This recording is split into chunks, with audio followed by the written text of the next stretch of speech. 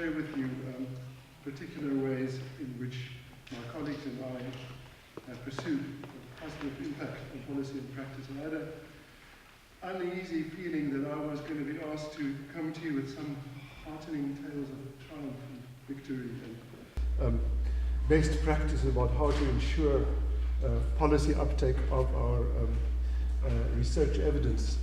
And I feel quite strongly that I can't really do that, partly because the story of our work at PLAS is as much a story of travail as it is a story of triumph, but also because I think one should be very careful with extrapolating from victories or defeats in other places.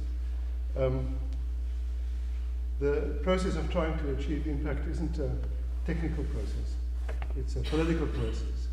And you might think of it as taking place on a battlefield. And on a battlefield, what you need is not best practices, you need a strategy. You need a sense of what you're aiming for. You need to have a sense of what your strengths are. You need to understand the terrain. And you need to have a sense of an array of different kind of tactics that you can deploy or not in a variety of different conditions. So you might think of this talk as the reflections of a 40-something-year-old foot soldier in the battles for social justice in South Africa. I'm going to start with talking a little bit about the institute that I work for and the work that we do. And then I'll say quite a bit about the particular kinds of challenges, strategic challenges that I think we face in trying to achieve positive impacts for social justice and economic justice. And then I'll say a few things about some aspects of the strategic framework that I think make sense for our situation. And you may find, or not, that it's relevant to the work you're doing. So I'm going to start with a word about PLAS, www.ploas.org.za. That's the front page of our website. If you access it, you'll find that we say we do research, policy engagement, teaching and training about the dynamics of chronic poverty and structural inequality in Southern Africa, with particular emphasis on land, on patterns of land holding and dynamics in the South African agri-food system.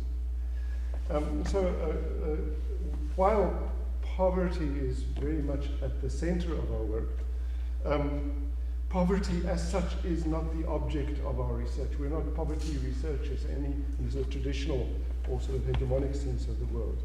Rather, we're concerned with marginal and vulnerable livelihoods and the specific ways in which poverty and marginality and vulnerability are perpetuated and can be contested within the South African agri-food system. And in the last couple of years, we're also working more broadly in other countries in sub-Saharan Africa. And this means that we operate in two very distinct, closely related but quite separate political and discursive fields. Firstly, the discourse about land in South Africa, which is a highly ideologically charged, highly politicized, strongly linked to discussions about colonial land dispossession, reparation, coloniality, post-coloniality, and even national identity, racial identity. And secondly, the discourse around poverty and inequality, which is also quite contested, but engage in a much more technicist way with issues relating to poverty alleviation, unemployment, and inclusive growth. So the issue of land is very interesting, but we're going to leave that aside for now. The different problems and phenomena addressed by these two different political fields are very, very similar, but they really create two very different kind of discursive universes.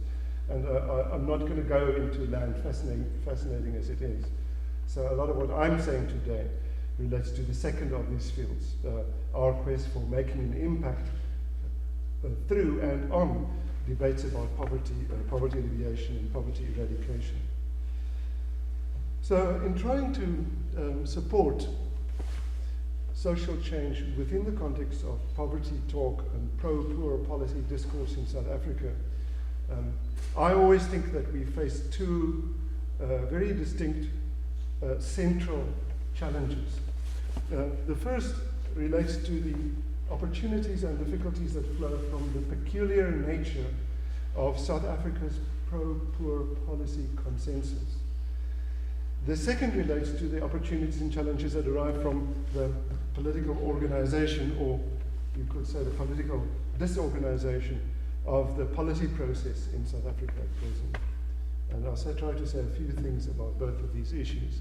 Now, with regard to poverty, the South African political scene is at one level characterized by the existence of a surprisingly strong and surprisingly broad consensus cutting across political affiliation, cutting across racial identity around the need to address and eradicate poverty in a way that is very, very different from what I take to be the case, for example, in a place like the US and even in many other sub-Saharan African countries. So there's a very wide spectrum of South African political opinion across a range of racial and ideological lines, agreeing with statements such as that it's important to do something about poverty, that it's important to eradicate poverty, that the moral and social claims of poor people are central to the society and have standing. Indeed, about the notion that the very political and moral legitimacy of the post-apartheid social and economic order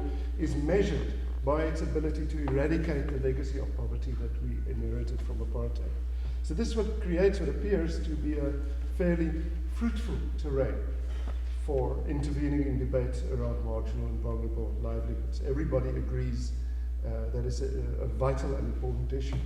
But at the same time, this pro-poor consensus hasn't succeeded in producing economic and political programs that have much chance of addressing the root causes of poverty.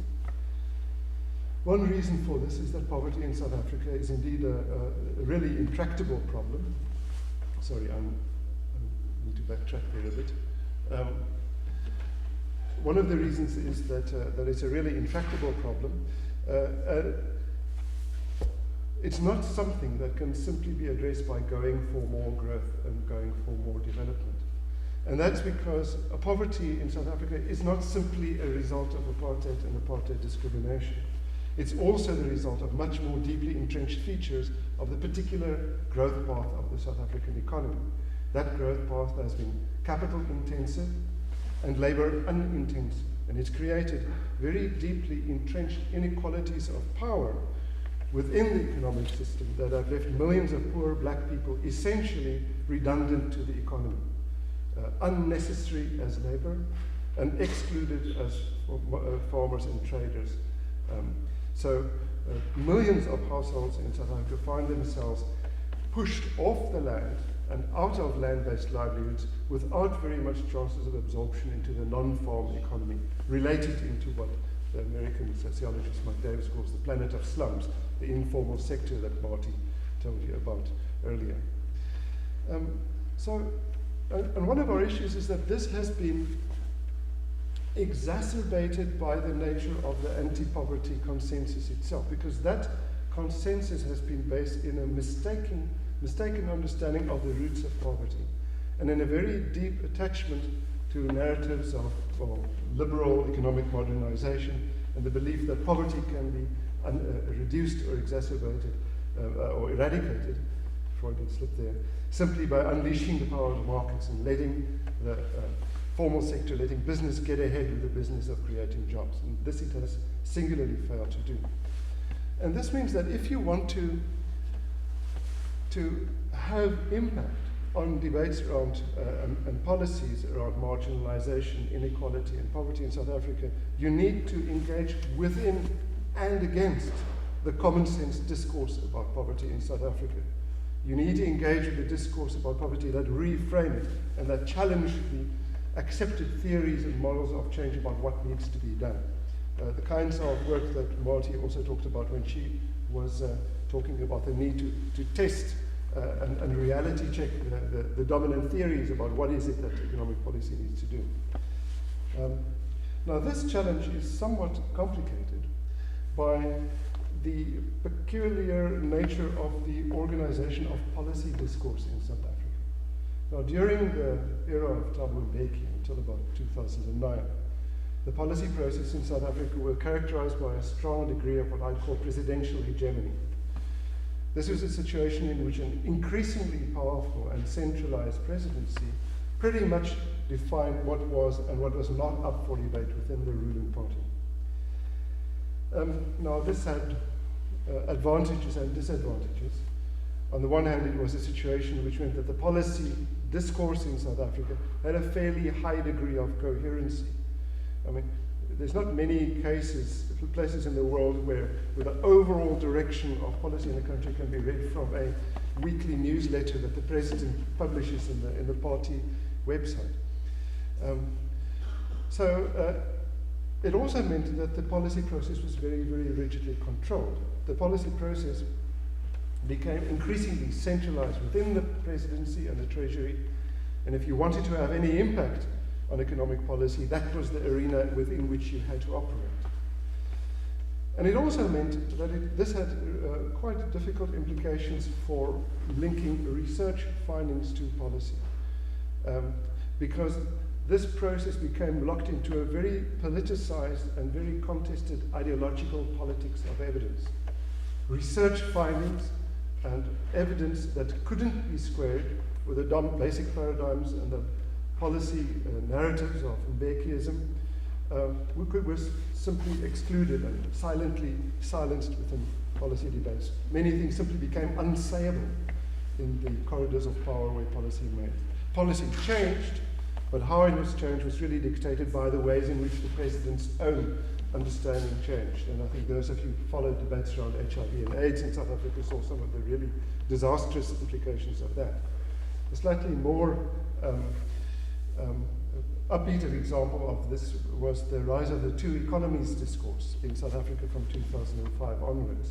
This was a new policy narrative, a new explanation for the persistence of poverty in South Africa, centered around the idea that the problem was that growth only benefited those in the so-called first world economy, while those in the third world economy, as President Mbeki called it, were left behind. Now, this was very interesting because it was essentially a very clear rejection of trickle-down theory that had held center stage until then. But the most important feature of this change was it wasn't brought about by new evidence. The evidence had been very, very clear to see all around. It's simply not being very polite to point it out. Rather, it was the articulation of a new policy narrative, quite suddenly giving relevance to large amounts of evidence that hitherto had not been politically admissible. And this happened from the heights of political power, from the presidential office. So a lot of our research with Chronic Poverty Research Center, and David Hume will remember some of this, our ability to bring policy debates into the heart of the policy debate was linked to our ability to sort of engage with this notion of the two economies and try to reframe and rethink it. Since 2009, under the presidency of Jacob Zuma, things have changed somewhat. And I would say what we've seen is the fading of presidential hegemony. Now, this has to some extent broadened the space of policy debate in South Africa. And it meant that many questions hitherto excluded from mainstream political debate are now commonly talked about. But the cost has been a fairly thorough loss of coherence. Rather than a ship of state being under the command of a single clear center of ideological control, we now have a sort of a terrain in which a large number of divergent and competing factions vie for political control, what Antonio Gramsci would have called a catastrophic equilibrium, in which nobody is quite weak enough to be pushed out of the political debate and nobody is quite strong enough to establish dominance over it. And fundamental policy questions, instead of being addressed even in unhelpful ways, are now simply fudged. And this is crucial. The paths of influence that can link research to policy change, to social impact through policy change, are becoming increasingly disconnected. So how does one operate on this terrain? How much time do I have, Lisa? 5 or 6 minutes, okay. So remember what I said in the beginning. You need a sense, you need a strategy, you need a sense of what you're trying to do, knowing what your strengths are. You need to be able to read the terrain. You need to have a sense of what the tactics are that you can use. So I'll say a few emergent ideas that we've been playing with within PLAS about how we want to intervene in this terrain. So our aim isn't simply, it's not only to achieve social impact by influencing policy. That continues to be important, but the stakes are far higher. At the highest level, I like to think that what we're trying to do is to support the possibility of the continuation of some kind of reality-based democratic policy debate within South Africa. Now, I could say quite a bit about democratic there. In South Africa, one of the most important issues is preserving and defending the notion of a public space in which citizens can hold government publicly accountable for its decisions and its actions and plans. But as important is this notion of reality-based, and I'd really like to connect it to the points that Marty made earlier about reality-checking models of change and reality-checking theories of change. It's related to the notion that I don't think that the dominant narratives of either the right or the left provide us with an adequate theory of change and an adequate understanding of the nature of poor and marginalized livelihoods in South Africa, what the threats and opportunities are for poor people's desires to survive and thrive. So neither the World Bank's chirpy optimism about transformative jobs that can be achieved simply by getting the policy mix right, nor apocalyptic narratives about neoliberalism simply causing devastation, exclusion, really capture the complexity of what happens at the margins of the economy. The margins are not just a zone of exclusion, they're also a zone of what Teddy Cruz earlier in his presentation called intelligent and adaptive renegotiation, where power can be challenged and reshaped, and we need to understand how that happens, and I think we very often don't. So one of the key things that I see PLAS is doing is to support and build capacity in South Africa, within the state and in civil society, to understand, to grasp the complex and social processes and dynamics of survival at the margins of the formal economy, and what this means for people who want to support the plans of poor people to survive and thrive. So one of our strengths in this area, I think we're a small university-based association of mostly qualitative researchers, mostly trained in social anthropology, rural sociology, and one of the things that we can bring to the party is the ability to develop very detailed, qualitative picture of the dynamics of survival and the dynamics of livelihoods at the economic margin. Another thing that we think is, now I'm bragging here, I hope you realize that, one of the things that we think we can do is using interactive, participatory, pedagogic methods to support processes of social learning that allow people to reframe their understanding of complex processes. And lastly, this is really bragging, we are an organization that are for some reason seen as a group of people who do reputable academic research. Some of our members of staff are the go-to professors in the eyes of the press on particular issues related particularly to land reform. And that means we have a kind, and we're also seen by social movements as honest brokers, as speaking the truth. And this gives us the symbolic capital to act as commentators and to act as a convener in the space, to convene spaces for dialogue and discussion. And this is related to a point of the terrain, and this is really one of the things that we've really been thinking very carefully about within PLAS. I think the terrain is no longer simply defined by the democratic policy-making process and the pathways of influence that exist alongside it. Now that game continues to be important, but we should also realize that in a context where policy coherence no longer exists, and where large areas of public policy exist effectively without very much leadership from the state, a whole range of terrains for action and engagement spring up. So I'll try to close with a couple of examples. One example is some of the issues that's coming up in the field of land-based livelihoods and agricultural policy. We're currently in a situation where it's very clear to everybody, all the role players in South Africa, that the massively unequal racial distribution of land in a highly concentrated, environmentally fragile, industrial agricultural system isn't either politically or economically sustainable. And it's as clear that it's fruitless to look to our Department of Agriculture or our Department of Rural Development and Land Reform for answers, or even for questions. And what's happening is that a huge amount of really interesting innovation is happening on the ground in society. For example, not a week passes by in South Africa without the announcement of some kind of new initiative, corporate social investment, public-private partnerships, all manner of plans aimed at supporting emergent black small farmers into commercial agriculture. Now, many of these schemes are just smoke and mirrors. Some of them are sensible and interesting. So it becomes possible to see this field as a gigantic social and economic laboratory in which more than 100, hundreds of different socio-economic experiments are simultaneously taking place. And the question is whether this process of innovation can be supported in a way that allows lessons to be learned and lessons to be adopted in a way that increases the chances for broad-based growth and social equality. How am I doing? Time up? Okay, I'll just say one last thing, and that is just an advertisement also for the other thing we do.